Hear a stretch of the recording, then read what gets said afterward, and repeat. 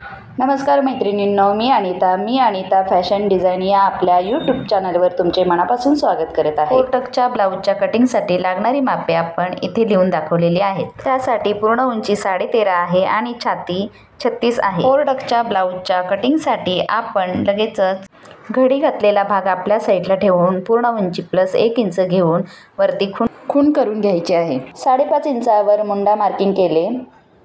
वरती आडव्या रेषेत 5.5 इंचावर शोल्डरची खूण करून घेतली। जिथे मुंड्याचं मार्किंग घेतले तिथून छातीचा चौथा प्लस 2.5 इंच मार्किंग केले।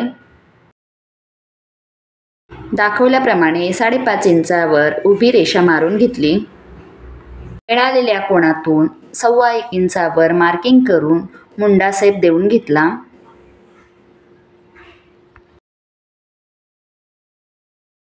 आता आपले शेवटचे कमरेचे माप राहिले आहे, तेही कमरेचा चौथा प्लस 2.5 इंच टाकून घेतले। 2.5 इंचाऐवजी तुम्ही 2 सुद्धा घेऊ शकता। आणि छातीचे आणि कमरेचे दोन पॉईंट मिळालेले त्याच्यावर अशा उभ्या रेषा मारून घेतल्या।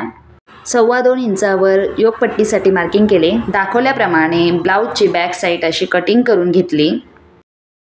आपल्या ब्लाऊजच्या योकपट्टीचे माप हे 2.25 इंच आहे, ते बॅक साईडवर असे 2.25 इंच वर मार्किंग करून अशी फोल्ड करून घेतली। आता आपल्याला फोरटक्सचा पुढचा भाग काढून घ्यायचा आहे। त्यासाठी फोल्डिंग केलेला बॅक साईडचा भाग जशाच्या तसा ठेवून मार्किंग करून घेतले। दाखवल्याप्रमाणे पुढचा भाग असा कट करून घ्यायचा आहे। कटिंगचा व्हिडिओ तुम्ही शेवटपर्यंत पाहिल्यावर तुम्हाला कटिंगची संपूर्ण माहिती व्यवस्थित लक्षात येणार आहे।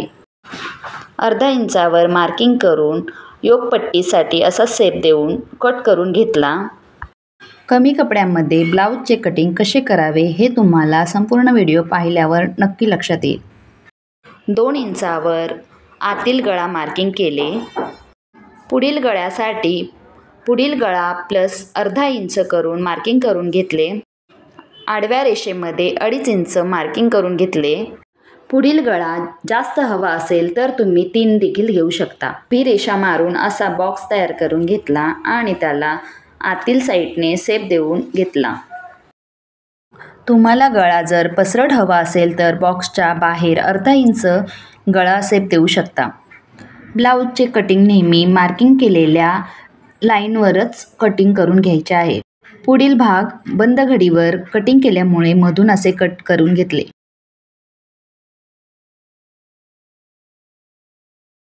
छातीचे माप 36 इंच असल्यामुळे मी इथून 4 इंचावर खूण करून घेतली। घेतलेल्या 4 इंचाच्या मार्किंगपासून 2.5 इंचावर मार्किंग केले आणि उभी रेषा मारून घेतली। दाखवल्याप्रमाणे रेषेचा मध्य घेऊन मार्किंग करून घेतले। मेन पॉईंटपासून 2.25 इंचावर मार्किंग करून आडवी रेषा मारून घेतली। मुंड्याच्या बरोबर मधल्या भागावर मार्किंग करून घेतले आणि खालच्या पॉईंटपासून 2.5 इंचावर मार्किंग केले। साईडच्या भागावर 2 इंचावर मार्किंग केले। या पॉईंटपासून 2.25 इंचावर मार्किंग केले। घेतलेले सगळे पॉईंट असे एकमेकांना जोडून घेतले। दुसऱ्या भागावर आपल्याला परत मार्किंग करायला नको, त्यासाठी दुसऱ्या भागावर असा उलटा ठेवून हाताच्या साहाय्याने छाप मारून घेतला। त्यामुळे दुसऱ्या भागावर फोरटक्सचे मार्किंग करावे लागणार नाही आणि आपला वेळ सुद्धा वाचेल। ते पॉईंट असे डार्क करून त्याच्यावर अशा लाईन मारून घेतल्या।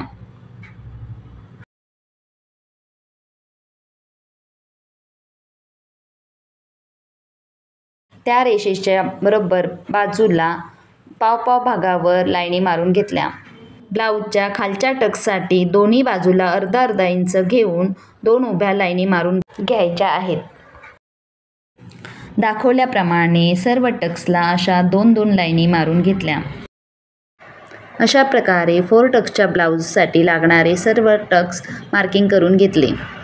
मार्किंग केल्यामुळे टक्सला किती शिलाई मार्जिन घ्यायचे हे आपल्या लक्षात येणार आहे।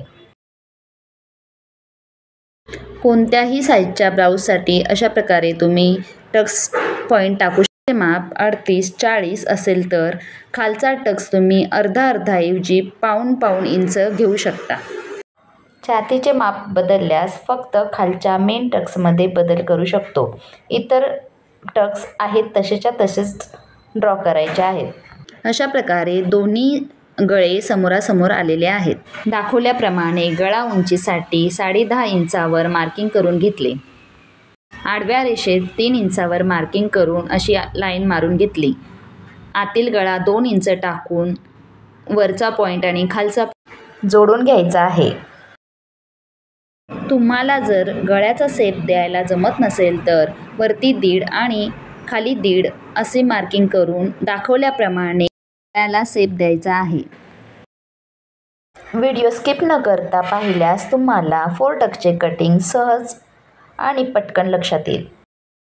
मागील भागावर 2.25 इंचावर योगपट्टीसाठी मार्किंग केले होते. तेच माप योगपट्टीसाठी दुसऱ्या कपड्यावर घेतले आहे. 2.25 इंचामध्ये 1 इंच मिळून 3.25 इंच करून घ्यायचे आहे. मागील भागाची लांबी मोजून तीच या कपड्यावर टाकायची आहे. दाखवल्याप्रमाणे दुसऱ्या बाजूलाही 3.25 इंचावर मार्किंग करून घेतले आणि आडवी रेषा मारून घेतली. दोन्हीपैकी कोणत्याही एका साईडला तुम्ही अर्धा इंच वरती मार्किंग करून शेप देऊ शकता. दाखवल्याप्रमाणे अर्धा इंच वरती मार्किंग करून असा शेप देऊन घ्यायचा आहे.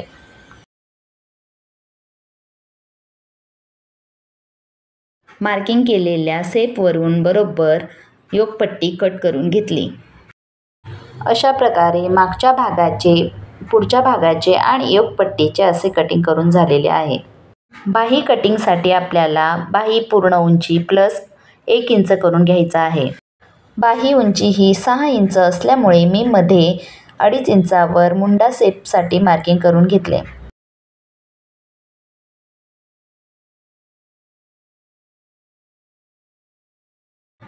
छातीचे माप 36 इंच असल्यामुळे आपल्याला मधल्या भागासाठी छातीचा चौथा भाग प्लस 1 इंच असेच जॉईंट करून घ्यायचे आहे. त्यासाठी मी 3 इंचाच्या 4 पट्ट्या जॉईंटसाठी काढून घेतल्या आहेत. दोन्ही बाह्यांच्या एका साईडला अर्धा इंच आतमध्ये मुंडा शेप कटिंग करून घ्यायचा आहे.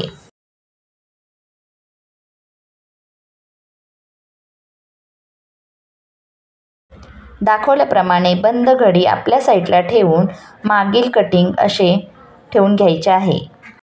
बाकीचे सर्व अस्तरचे कटिंग असे व्यवस्थित ब्लाऊज पीसवर ठेवून घ्यायचे आहेत.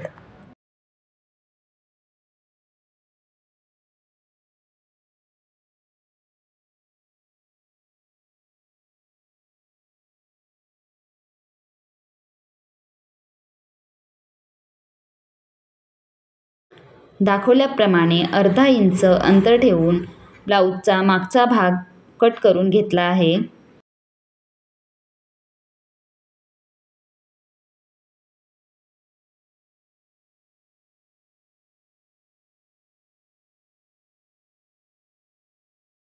ब्लाऊजचा पीस हा मुळात 80 सेंटीमीटर असल्यामुळे आपले कटिंग हे कट टू कट करावे लागत आहे. ब्लाऊजचा पीस कमी असेल तर तुम्हाला कटिंग कसे बसवावे हे तुमच्या अगदी सहज लक्षात येईल.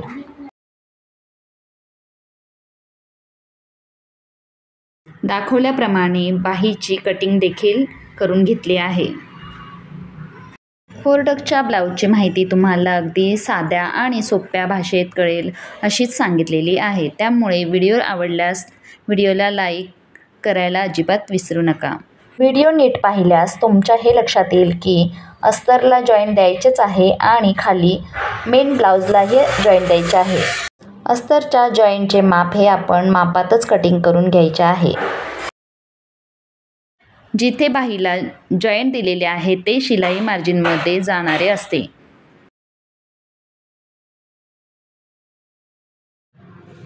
दाखवल्याप्रमाणे ब्लाऊजचा पुढचा भाग देखील कट करून घेतला. अशा प्रकारे आपल्या 4 टक्सच्या अस्तरच्या ब्लाऊजची कटिंग करून झालेली आहे. व्हिडिओ आवडल्यास चॅनलला लाईक आणि सबस्क्राईब करायला नक्की विसरू नका. संपूर्ण व्हिडिओ पाहिल्याबद्दल तुमचे खूप खूप धन्यवाद.